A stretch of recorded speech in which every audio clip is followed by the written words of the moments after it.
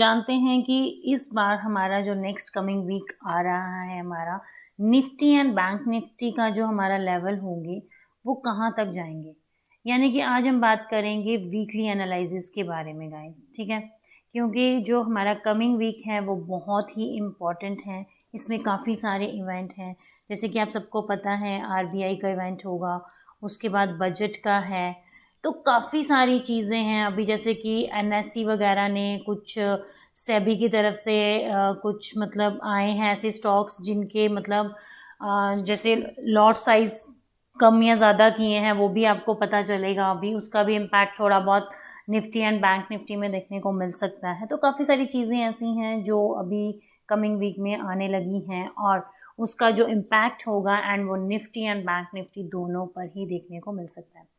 अब अगर गाइज हम यहाँ पर बात करते हैं निफ्टी के बारे में कि निफ्टी में आखिर क्या हो सकता है, कहाँ तक मार्केट हमारी जा सकती है अपसाइड में और डाउन साइड में, कौन कौन से लेवल यहाँ पर बहुत ही इम्पोर्टेंट होने वाले हैं। अभी जैसे सबको पता है कि मार्केट ने जो अपनी क्लोजिंग दी है वो दी है 22,000 मतलब 326 के आसपास, ठीक है गाइज। अब अगर यहाँ पर मार्केट ने अपनी क्लोजिंग दी है तो यहाँ से अब कितनी ऊपर जाएगी मार्केट और कितनी वीकली नीचे जा सकती है, आज हम उसके बारे में डिस्कस करेंगे। जैसे कि मैंने लास्ट वीक जो आपको बताया था तो वही आपने देखा कि मार्केट ने उस लेवल को टच किया था अपसाइड में, ठीक है। अब यहाँ पर हम बात करते हैं कि जैसे कि यहाँ पर जो सबसे इम्पोर्टेंट हमारा है, अगर मैं अपसाइड की गाइज यहाँ पर बात करती हूँ तो यहाँ पर जो हमारा फर्स्ट रेसिस्टेंस होगा वो हम लगाएंगे 22,470 का, यानी कि ये हमारा फर्स्ट रेसिस्टेंस होगा गाइस 22,470। अगर मार्केट इस लेवल को ब्रेक कर देती है, ठीक है, उसके बाद 530 के आसपास मार्केट थोड़ी देर के लिए रुक सकती है, थोड़ा सा वहां पर भी हमारा एक आ सकता है लेवल। लेकिन अगर मैं मैक्सिमम टू मैक्सिमम बोलूँ गाइज, अगर मार्केट उस लेवल को ब्रेक कर देती है तो डेफिनेटली मार्केट आपको 22,725 के आसपास जाते हुए मार्केट नज़र आएगी, ठीक है। ये चीज़ें बहुत इंपॉर्टेंट है गाइज, आप सबको पता है इवेंट है और आप सबको पता है आरबीआई का भी 3 से लेकर 5 के बीच में उनके भी मॉनेटरी पॉलिसी की जो है मतलब 3 दिन मीटिंग चलेगी, तो उसका बहुत ज़्यादा इम्पैक्ट मार्केट पर पड़ता हुआ नज़र आ सकता है। अगर अच्छा इम्पैक्ट रहा, अगर उसमें कुछ प्राइस इंटरेस्ट रेट कम नहीं होते हैं, ज़्यादा नहीं होते हैं या ज़्यादा होते हैं या कम होते हैं, तो उसका जो इम्पैक्ट होगा वो निफ्टी एंड बैंक निफ्टी दोनों पर ही देखने को मिल सकता है। अब गाइज यहाँ से अगर हम डाउन साइड की बात करते हैं तो यहाँ पर हमारा जो फर्स्ट स्पॉट होगा उसके बारे में भी जान लेते हैं। फर्स्ट स्पॉट हमारा कहाँ पर होगा, 22,220 का, ये हमारा फर्स्ट स्पॉट होगा। अगर मार्केट इस लेवल को ब्रेक कर देती है तो डेफिनेटली मार्केट 21,970 के आसपास आपको जाते हुए नजर आ सकती है, minimum to minimum, sorry maximum to maximum, ठीक है गाइस। तो ये हमारा स्पॉट 1 होगा 22,230 का, एंड सेकेंड स्पॉट की अगर मैं बात करूं तो 21,970 का, ठीक है गाइस।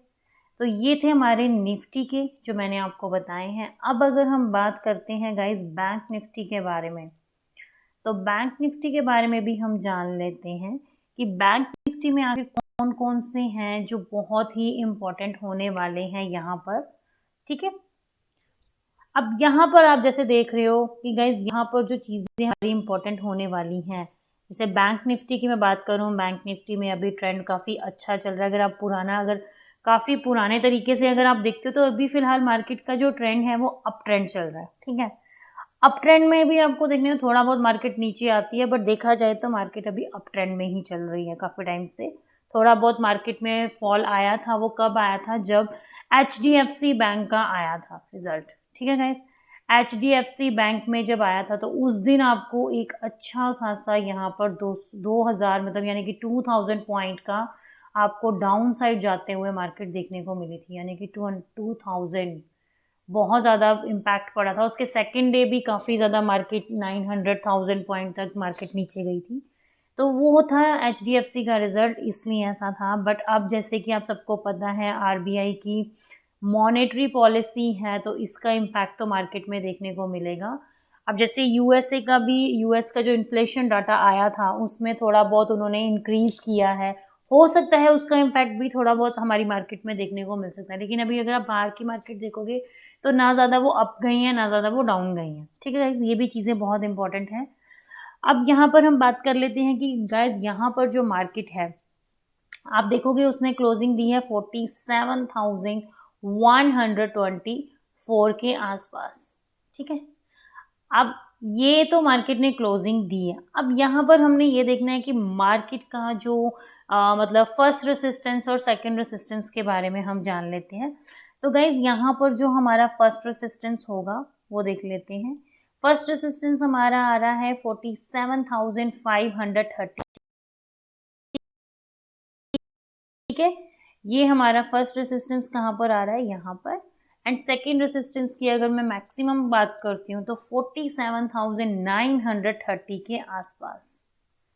ठीक है गाइज, और अगर बहुत ज़्यादा अच्छा इम्पैक्ट पड़ जाता है मार्केट में तो फिर मार्केट आपको 48,420 के लेवल तक जाते हुए नज़र आ सकती है। क्योंकि आपको पता है बैंक निफ्टी है, बैंक निफ्टी में जब मार्केट अपसाइड जाती है तो यहाँ पर आपको एक चीज़ देखने को मिलती है कि 1,800-600 पॉइंट मार्केट एकदम से ऊपर चली जाती है।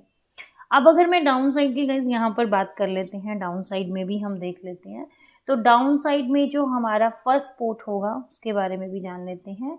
तो हमारा फर्स्ट सपोर्ट कहाँ पर आ रहा है, 47,080 के आसपास। यानी कि यहाँ पर ये हमारा फर्स्ट सपोर्ट है। अगर मार्केट इस लेवल को ब्रेक कर देती है तो 46,630 के आसपास मार्केट यहाँ तक आपको जाते हुए नज़र आ सकती है। और अगर मार्केट में कुछ बहुत गंदा देखने को मिलता है, मतलब कुछ इस तरह का फॉल आ जाता है, तो मार्केट आपको इससे भी नीचे यानी कि 45,990 तक भी जाते हुए नज़र आ सकती है गाइस।